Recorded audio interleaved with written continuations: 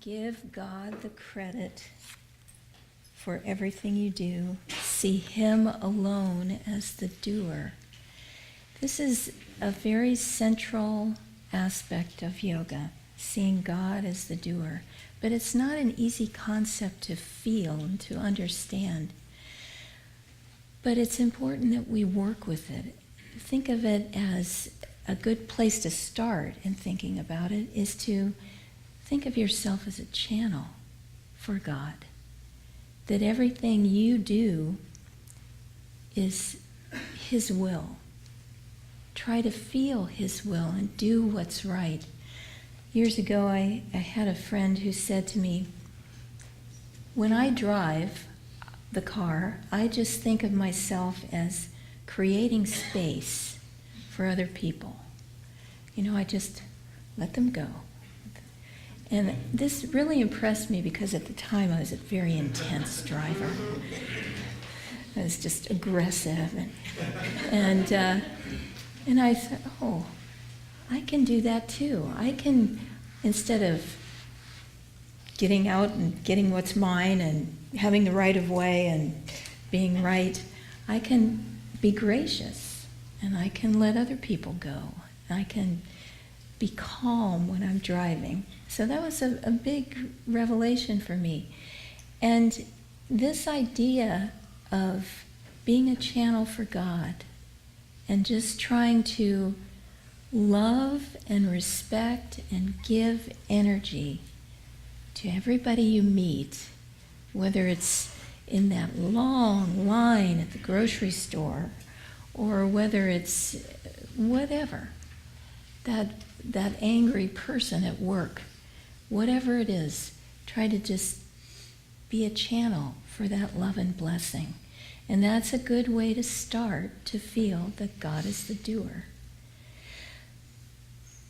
Giving God the credit and thinking of Him as the doer reminded me of a friend of mine who made dinner for Swami Kriyananda and some of the other devotees. And one of her dishes didn't come out very well. And she quipped, "God is the doer." And everybody laughed, of course. And then the dessert, the final course of the meal, came out really well. And she said, "I am the doer." But we have to give God everything. All the failure, all the good things. It's so easy to think something went well and go, okay, good, that's how it was supposed to be. And forget to say, thank you, God. Appreciate that He was there with you. And it's easy when things are troublesome, when there's worries, to just beg God, God, please help me, help me, help me, help me, help me. And just get into this frantic prayer of help, help, help, help. And then things go well and you forget to even say thank you. And also, isn't it easy too when we're in grief that won't stop and fear, despair, depression? We get so deep into it and cover ourselves up in that hole so thickly that we don't even remember to ask God. We don't even remember to say, help me. We are not alone. That Spirit of God is always there. There's no place we can go that God isn't. We have to remember Him. And that's part of thinking of God as the doer too, to just have Him be your constant companion in everything you do, in your studies, if you're at school, in your job, if you're working with your child, if you're a mother or father, in every situation. He's never far away. He sees it all, He knows it all, and He is there to help you All you have to do is remember to ask. Knock, and it shall be opened unto you. Well, this reading has several very good points. Another of them is, all who came before me are thieves and robbers. And Yogananda explaining that this means the flash and dazzle of the egoic religious teacher who wants to draw people to himself rather than to God. And that's something, fortunately, we don't have to worry too much at Ananda about, because Swami was always so flattening to our egos. There was not much we could, if anything, we could ever get away with. But he also made it a point, and I hope this goes into futurity with Ananda through the decades and years to come. He always chose people who were already being ministers, people who, to be ministers.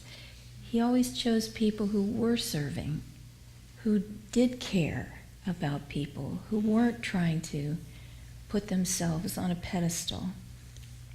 And I think that's very important. He would always say, you know, if people think they ought to be teachers, they probably shouldn't. So that's a very important thing. But for us, think of it in terms of spiritual pride. That spiritual pride is so insidious and something to always guard against. You know, the Olympics just happened, and I was thinking, you know, meditation is not an Olympic sport. It's not like you've got to exercise it and you've got to, you know, get your willpower and you've got to get in there and do your 45 minutes without moving and then you get the gold. You know, it's not like that. Go with love. And the other part of this reading is, all who came before me are thieves and robbers, but the sheep did not hear them. I love that part. The sheep are the humble and true followers of God, the lovers of God. They are not impressed by the flash and dazzle of fancy religious teachers. They want God realization. They want that inspiration. In joy and in more joy, in thy light of mellow joy. That's what they want. And so they're not fooled. So we can interpret that too as everything, all those who come before me, before my meditation seat, who get in the way of my meditation seat, whether it's the dishes or all that laundry or, you know, the homework or whatever it is. No, they're thieves and robbers. Don't be fooled by them. Meditate. Why? It's hard sometimes. You're tired. You don't feel well. Sometimes you feel like you're crawling to the finish line to get to that meditation seat. Go there. Try. Find that joy. That's what we're here for. That's our destiny. To find that joy. It's always there. God is always waiting for us to come and find Him.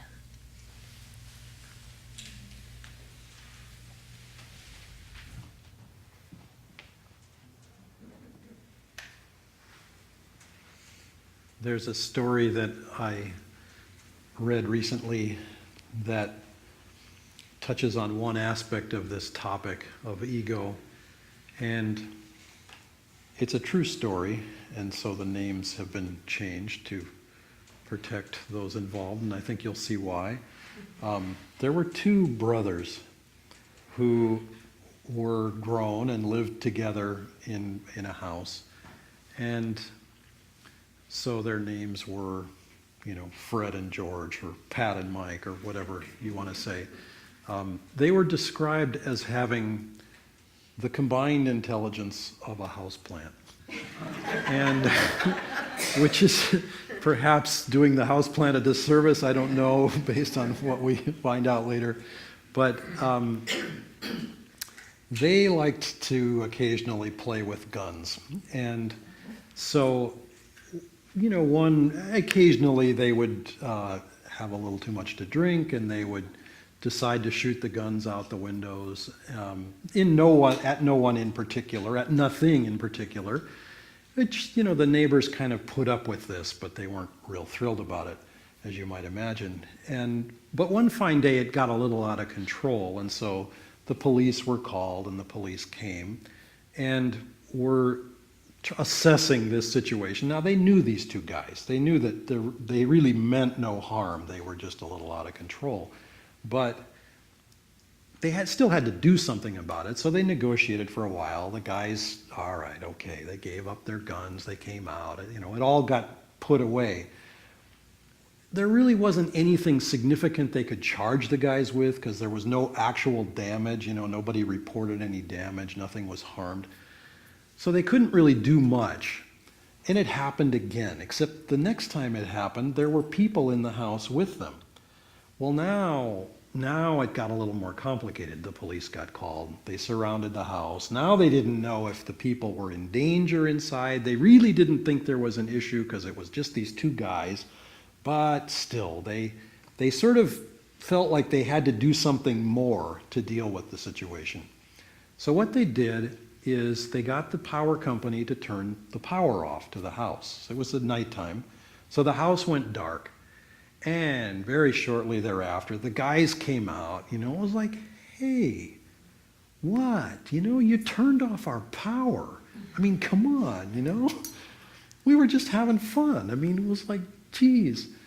And the cop said, well, you escalated the situation, you had other people. We escalated, we dealt with this. They were like, but geez. The cop said, if it happens again, we're going to turn off your oxygen. And the guy said, you can do that? I said, never happened again. In fact, the guys moved out of town. They got so scared about it. So, we have all been Pat and Mike at one time or another. We have all done the really stupid thing that there was no logical explanation for, that, really could have consequences for our lives. Why? Because we didn't have enough ego to say, oh my goodness, this could affect me. This could be a problem. This could cause pain for myself and for others eventually. We haven't got that level of understanding. I remember, to my own slight chagrin, an experience, one of perhaps many as a child, but I had a friend with me, and in my room upstairs in the home that I grew up in, it was summertime, it was kind of hot, and I had never done anything, adjusted the storm windows, and so I thought, well, let me, I can actually remove these windows, take them off, and, get some movement of air through this place.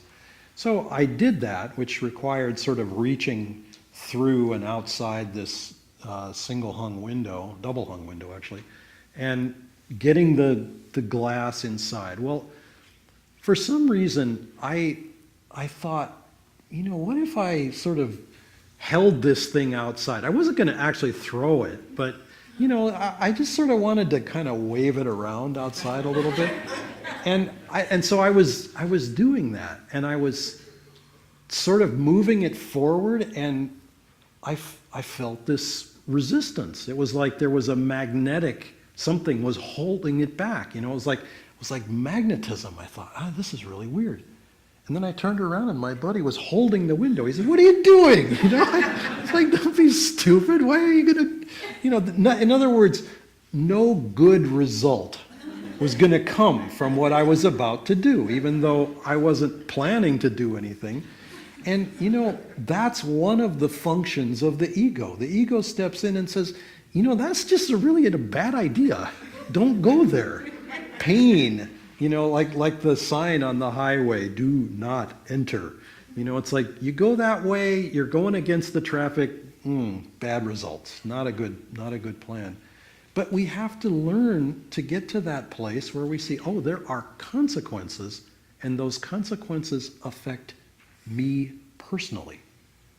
Then comes the challenge of the spiritual life. And of course, this is where Swamiji picks up the reading and goes forward. And there we realize that the ego, being the way station that it is, and Swamiji, there's the one line in there, I don't know that I can quote it perfectly, precisely, but he says, inevitably, the devotee does not emerge effortlessly from the struggle to overcome the ego. Oh boy, is that a big one?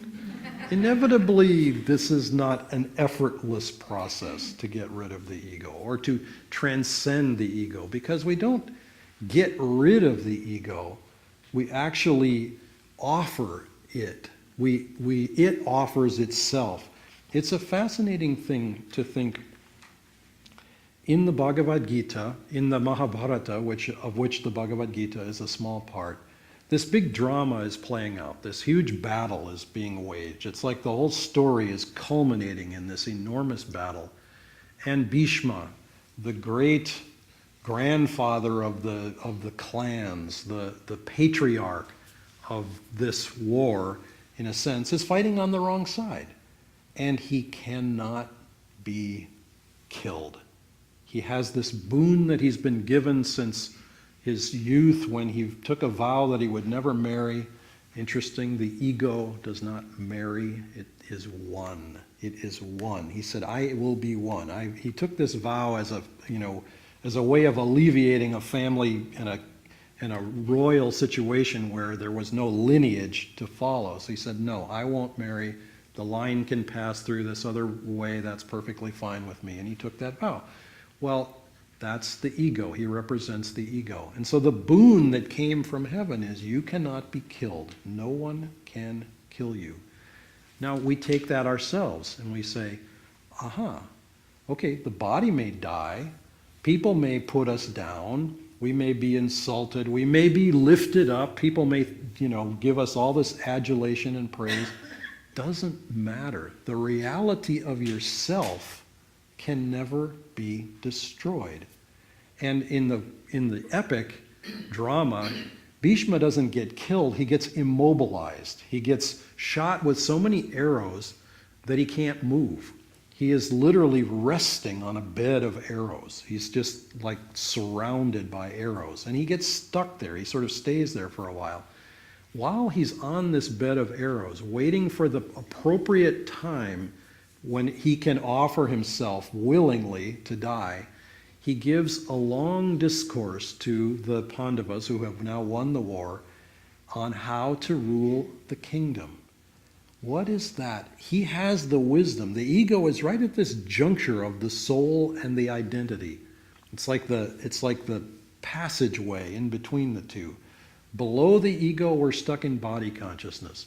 Beyond the ego, we're in soul consciousness with a spark of the infinite. We're connected to infinity.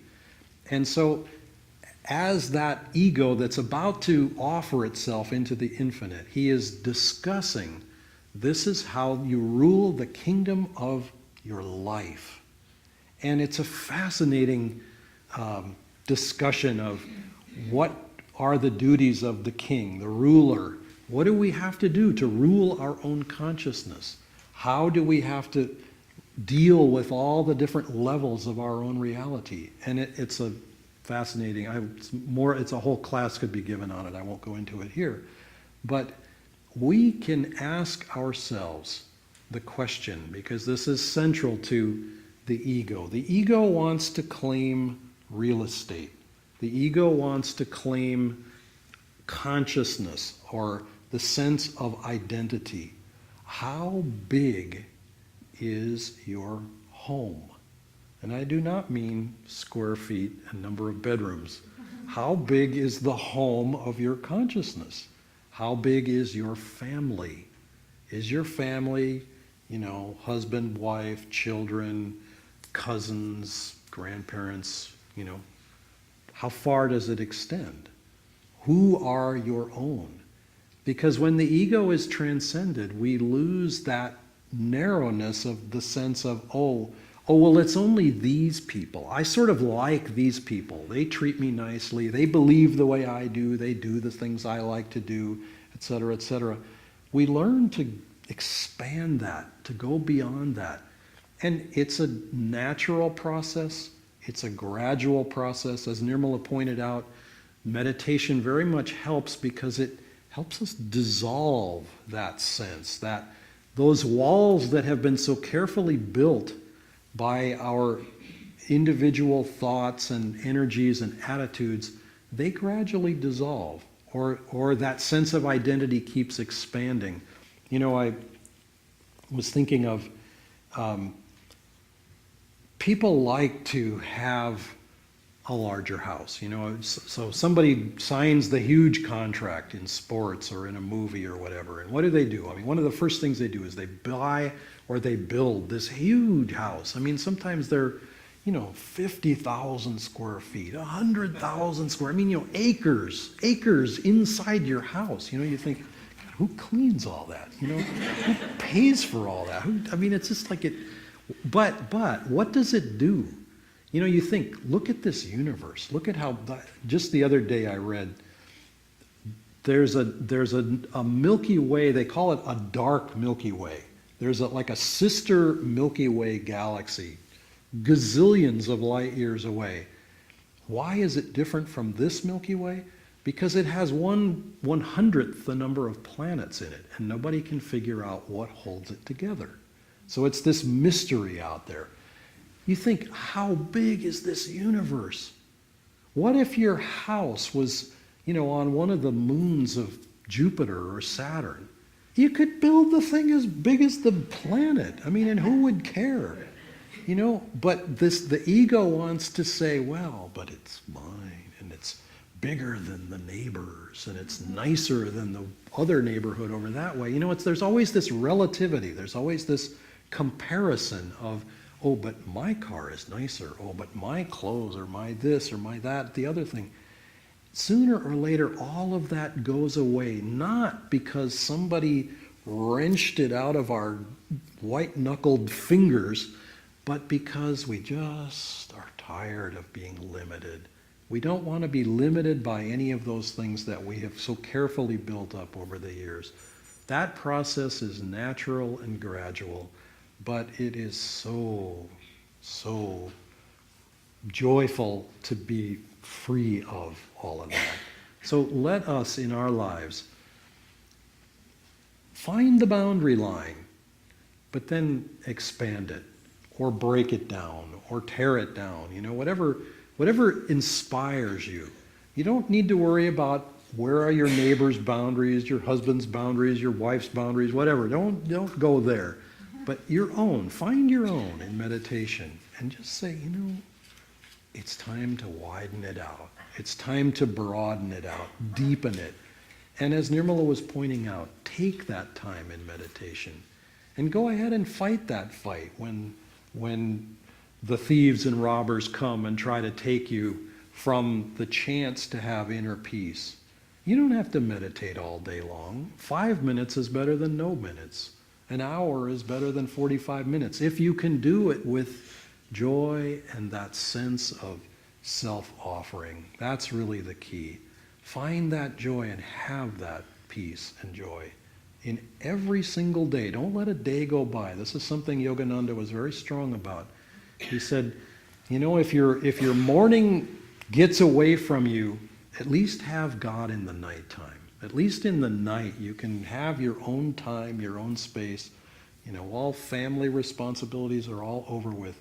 Take the time wherever you can find it, because no one can give it back to you once it's gone. Namaste.